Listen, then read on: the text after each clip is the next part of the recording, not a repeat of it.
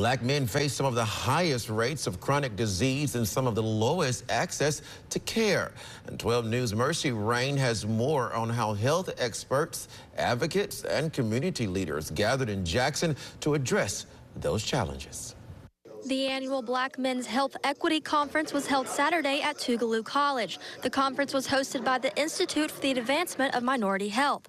It focused on closing the health gap affecting Black men in Mississippi and beyond. Black men are 3 and 4 more times more likely than other groups to pass away from heart disease, diabetes, and kidney disease as well. So these different chronic illnesses, the disparity rates are so wide, and these particular communities have also a low rate of screening and testing.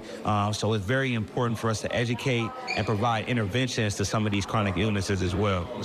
Organizers say the conference is designed to raise awareness, offer education, and connect people to critical resources, especially where access to care is limited. We want to provide free resources from different nonprofits, particularly right now because as we see that Medicaid and Medicare is scarce in our marginalized community and minority communities right now. So we're being very intentional with this conference to bring in people to give us the best education that we can. This year's keynote speaker was journalist Roland Martin, chosen for his national leadership on racial and health equity issues. We think about what's going on in the country and who is at the forefront of pressing issues.